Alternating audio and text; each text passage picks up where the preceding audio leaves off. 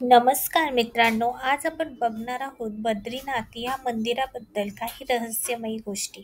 त्यामुळे व्हिडिओला शेवटपर्यंत नक्की बघा. बद्रीनाथ मंदिर हे उत्तराखंडामधील एक महत्त्वाचे हिंदू तीर्थक्षेत्र आहे. हे भगवान विष्णूंना समर्पित आहे. हे मंदिर बद्री म्हणजे जंगली बोर आणि नाथ म्हणजे स्वामी या शब्दांवरून बनलेले आहे. त्यामुळे बद्रीनाथाच्या झाडांचा स्वामी असा अर्थ होतो. बद्रीनाथ मंदिराचा इतिहास हा फार प्राचीन आहे आणि यामागे विविध कथा आणि दंतकथा सुद्धा प्रसिद्ध आहेत. बद्रीनाथ मंदिराचा इतिहास म्हणजे आदिशंकराचार्य यांनी इसवी सनाच्या 8व्या शतकात महान हिंदू तत्त्वज्ञ आणि संत आदिशंकराचार्य यांनी या मंदिराची स्थापना केली. त्यांनी येथे विष्णू मूर्ती स्थापित केली, जी पूर्वी अलकनंदा नदीत सापडली होती. हा झाला बद्रीनाथ मंदिरामागील छोटासा इतिहास.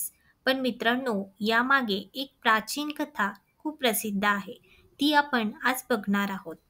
यामध्ये भगवान शंकरांची आणि माता पार्वती यांची ही कथा आहे. जेव्हा बद्रीनाथबद्दल ही कथा अशी आहे की शिव आणि पार्वती तेथे राहत होते. हिमालयातील सुमारे 10,000 फूट उंचीवर हे एक सुंदर स्थान आहे. एक दिवस नारद मुनी नारायण किंवा विष्णू यांच्याकडे जाऊन म्हणाले, तुम्ही मानवतेसाठी एक वाईट उदाहरण आहात. सतत आदिशावर पडलेले असतात आणि आपली पत्नी लक्ष्मी सतत तुमची सेवा करत असते.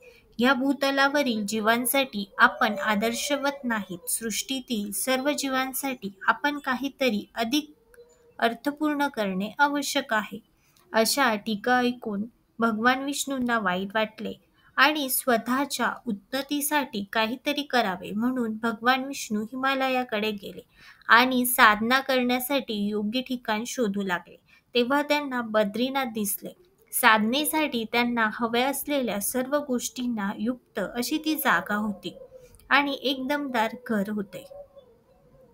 ते त्या घरात गेले, पण त्यांना समजले की हे शिवाचे निवासस्थान आहे. त्यांना माहिती होते, कदाचित आपण हे त्यांना विचारले तर महादेवांना या गोष्टीचा राग येऊ शकतो. म्हणून त्यांनी बालरूप धारण केले आणि ते त्या घरासमोर बसले. शिव आणि पार्वती बाहेर गेलेले होते. ते जेव्हा परतले तेव्हा त्यांनी दारात रडत असलेल्या बाळाकडे पाहिले.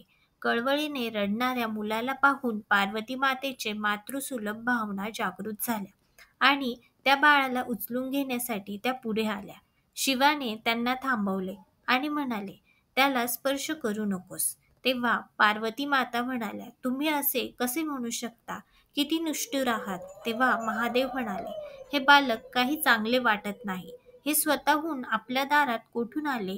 आजूबाजूला कोणीही दिसत नाही. बर्फात त्याच्या पालकांच्या पाऊलखुणा देखील नाही. मग हे बालक कुठून आले? तेव्हा माता पार्वती म्हणाल्या, ते मला माहिती नाही.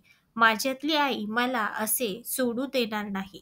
आणि तिने त्या बाळाला उचलून घेतले. मांडीवर घेतल्याने आता बालक शांत झाले होते आणि आनंदाने महादेवांकडे पाहत होते.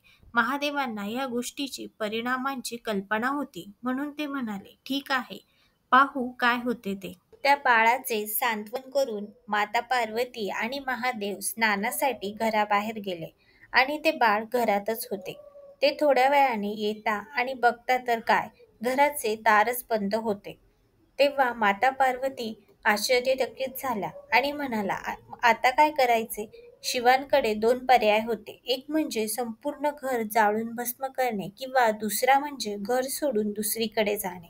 म्हणून ते म्हणाले, आपण दुसरीकडे जाऊ, कारण ते बालक तुझे लाडके आहे आणि मी त्याला काहीही करू शकत नाही. अशा तऱ्हेने शिवाला स्वतःचे घर गमवावे लागले आणि शिव पार्वती बेघर झाले.